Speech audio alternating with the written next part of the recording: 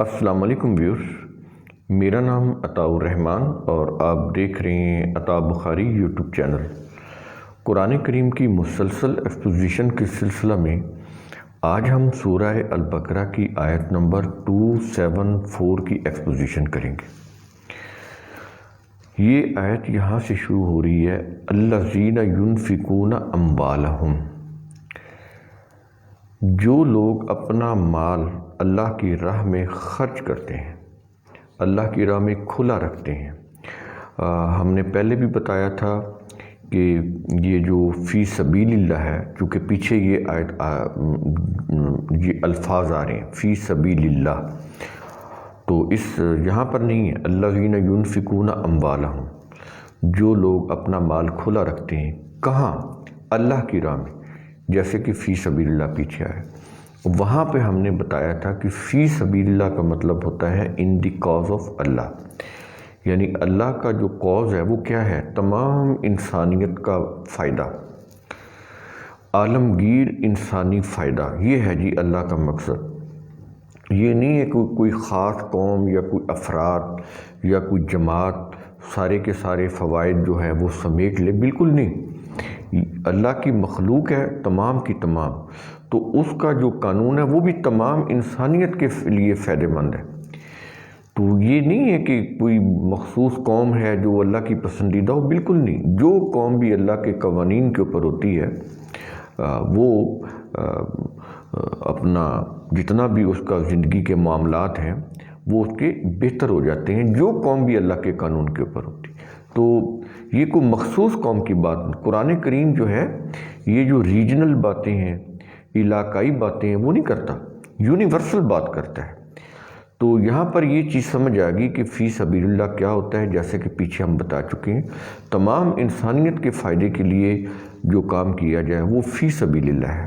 تو اس کے لیے جو لوگ بھی اپنا مال کھلا رکھتے ہیں، ضرورت مندوں کی ضرورت پورا کرنے کے لیے، اللہ کے نظام کو قائم کرنے کے لیے، وہ نظام اس لیے قائم کیا جائے تاکہ لوگوں کو فائدہ ہو، انسانیت کی بہتری ہو، تو یہ نظام اللہ کا ہوتا ہی اس لیے، اس کے قانون اصول صرف قرآن کے اندر ہیں، قرآن سے باہر کہیں بھی نہیں ہے۔ تو کہتا ہے کہ جو لوگ اپنا مال کھلا رکھتے ہیں ضرورت مندوں کے لیے، تو آگے کہتا ہے باللیل والنہار، رات ہو یا دن ہو وہ یہ نہیں دیکھتے، بلکہ وہ ضرورت مندوں کی ضرورت کو پورا کرتے ہیں، اللہ کے نظام کو اسٹیبلش کرنے کے لیے اپنا مال کھلا رکھتے ہیں، دن بھی اور رات بھی، اس کے لیے وقت کی کوئی قید نہیں۔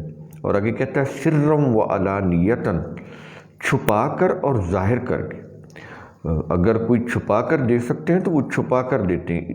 یہاں پر وہ یہ کہنا چاہتا ہے کہ ریاکاری نہیں ہونی چاہیے، دکھاوا نہیں ہونا چاہیے۔ جو مال کھلا رکھنا ہے، دینا ہے، وہ صرف اس کے اندر صرف اور صرف یہ ہو کہ انسانیت کا فائدہ ہونا چاہیے، بس، اس کے علاوہ اور کوئی مقصد نہیں ہونا چاہیے۔ تو اس لیے وہ کہتا ہے سرًا، چھپا کر، اگر ضرورت ہو تو چھپا کر دیا جائے۔ اگر کہیں پر کوئی ضرورت آ جائے لوگوں کو ترغیب دلانے کے لیے، مثال کے طور پر مال کو ظاہر کر کے بھی دینا پڑے، تو کہتا ہے کوئی حرج نہیں ہے۔ پیچھے یہ چیز بھی آ چکی کہ مال کو ظاہر کر کے بھی دے سکتے ہو، ایسی صورتحال ہو سکتی ہے کہ لوگوں کو ترغیب دلانے کے لیے ایسا عمل کیا جائے، تو کہتا ہے ظاہری طور پر، اعلانیہ طور پر بھی دے سکتے ہو، کوئی حرج نہیں ہے۔ تو رات دن دیتے ہیں اور چھپا کر بھی دیتے ہیں، اعلانیہ بھی دیتے ہیں۔ تو ان کا پھر اجر کیا ہے؟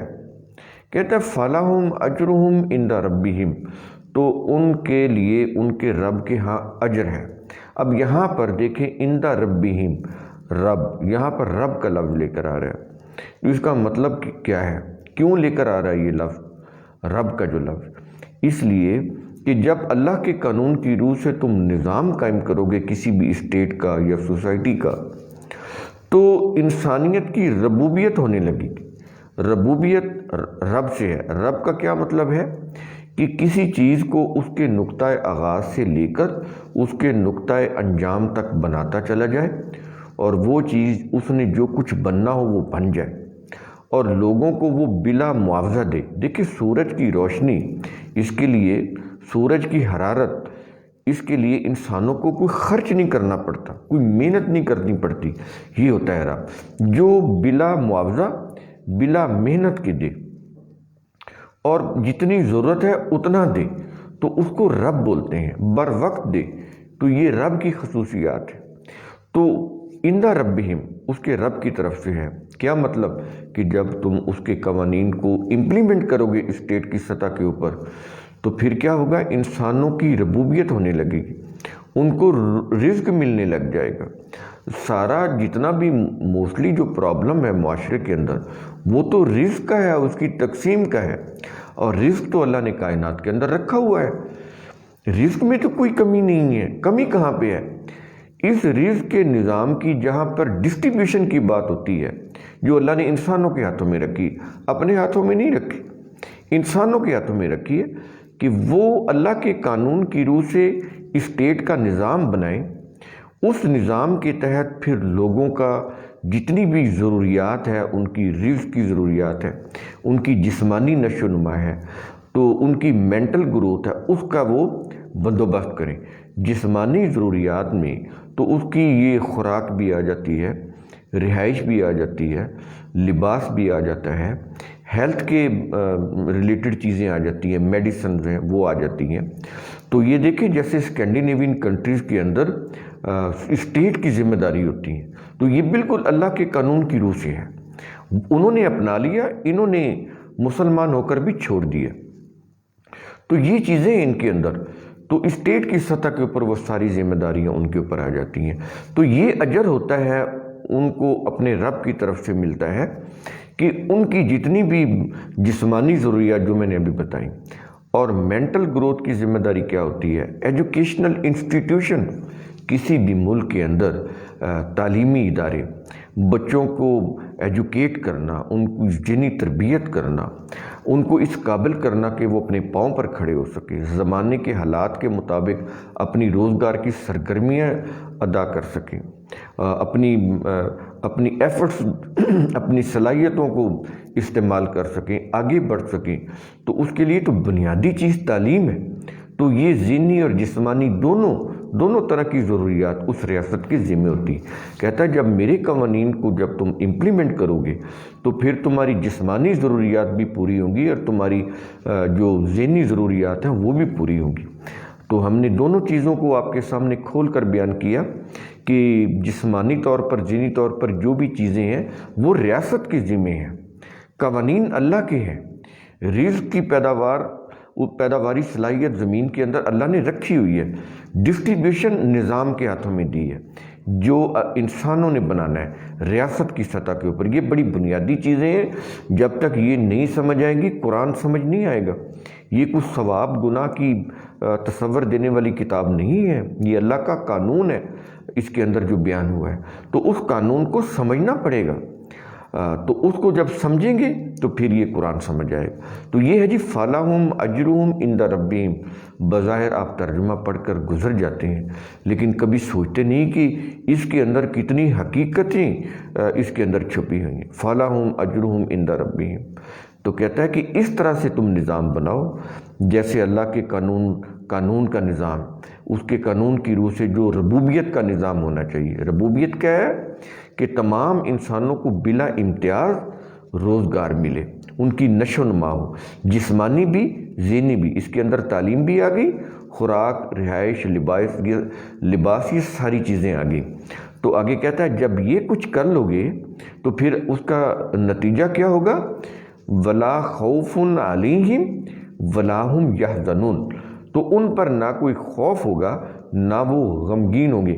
یہاں پر دو لفظ ہیں، ایک تو خوف ہے اور دوسرا کیا ہے؟ حزن.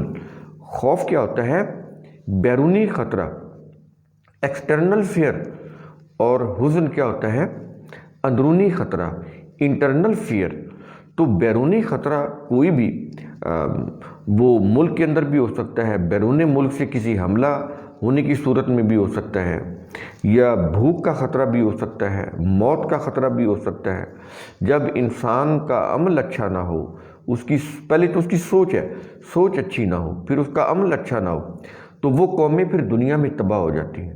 اس کے اوپر دوسری قومیں ڈومیننٹ ہو جاتی ہیں کیونکہ ان کی روش غلط ہوتی ہے، وہ جہالت کی تاریکیوں میں، توہمات کی سپرسٹیشن میں پڑے ہوتے ہیں، اس لیے ان کے اوپر پھر دوسری قومیں غلبہ پا لیتی ہیں، پھر یہ قومیں جو ہوتی ہیں وہ پست رہ جاتی ہیں۔ تو اس لیے پھر ان کو چاروں طرف سے بیرونی خطرات، خوف ان کو گھیر لیتے ہیں، اور پھر جب ان کو بیرونی خطرات جکڑ لیتی ہیں تو وہ پھر اندرونی خطرات میں بھی مبتلا ہو جاتی ہیں۔ ان کے داخلی امور بھی اتنے کمزور ہو جاتے ہیں، ان کے جو سیاسی جو ان کی حالات ہوتے ہیں یا معاشی حالات ہوتے ہیں وہ اتنے ابتر ہو جاتے ہیں کہ وہ قوم نہ اپنا فیصلہ کر سکتی ہے، نہ خود مختاری سے جی سکتی ہے، نہ سانس لے سکتی ہے، ذلیل اور خوار ہو جاتی ہے وہ قوم۔ ان کے اندر پھر ان کے دلوں کے اندر خوف پیدا ہو جاتا ہے۔ یہ ہوتا ہے حزن، جو ان کی خود اپنے غلط عمل کی وجہ سے، خود غلط سوچ کی وجہ سے ان کے اندر ڈیولپ ہوتا ہے۔ تو یہ پیچھے چیز آ گئی نا، فَلَهُمْ أَجْرٌ مِّن رَبِّهِمْ، کہ جب یہ چیزیں کرو گے، مال کو کھلا رکھو گے، انسانیت کی فلاح کے لیے نظام قائم کرو گے، اللہ کے قوانین کی روح سے انسانیت کی فلاح کے لیے، تو پھر تم سیاسی طور پر بھی مضبوط ہو جاؤ گے، معاشی طور پر بھی مضبوط ہو جاؤ گے، داخلی طور پر بھی مضبوط ہو جاؤ گے، خارجی طور پر بھی مضبوط ہو جاؤ گے، تو پھر تمہارے اوپر نہ کوئی خوف ہوگا، نہ تمہیں کوئی اندرونی حزن اور ملال ہوگا۔ تو یہ چیزیں قرآن کریم دیکھیں کس طرح انٹر لنک کر کے بیان کرتا ہے، کس طرح چیزوں کو واضح کرتا چلا جاتا ہے، اور اس کی مثال میں نے آپ کو اسکینڈینیوین کنٹریز سے دی۔ آگے دیکھیں کینیڈا، آگے امریکہ، آسٹریلیا، یہ وہ ممالک ہیں، فرانس، ان سے آپ یہ اگزامپل لے سکتے ہیں۔ تو اللہ کی تو کسی سے کوئی رشتہ داری نہیں، جو قوم بھی اللہ کے قوانین کے اوپر کھڑی ہوگی، جتنا کھڑی ہوگی اتنا وہ فائدہ حاصل کر لے گی، جتنا پیچھے ہوگی ان قوانین سے اتنی اس کے اوپر ذلت اور خواری اور موت اور اس کی بیچارگی، اس کی معاشی پستی، اس کی ذہنی پستی، سپرسٹیشن میں گری رہے گی، تو یہ پھر ان عذاب کے اندر وہ مبتلا رہے گی۔ بڑی اہم آیت ہے، اگر اس کو آپ غور کریں، خود سوچیں، تو آپ کو اندازہ ہو جائے کہ قرآن کریم انسانوں کو سپرسٹیشن سے نکال کر حقائق کی دنیا کا سامنا کرنے کے قابل بناتا ہے۔ تو قرآن کریم کا اصول ثم تتفکر، اس کی روح سے آپ خود بھی سوچا کریں، سمجھا کریں، غور و فکر کیا کریں۔ شکریہ۔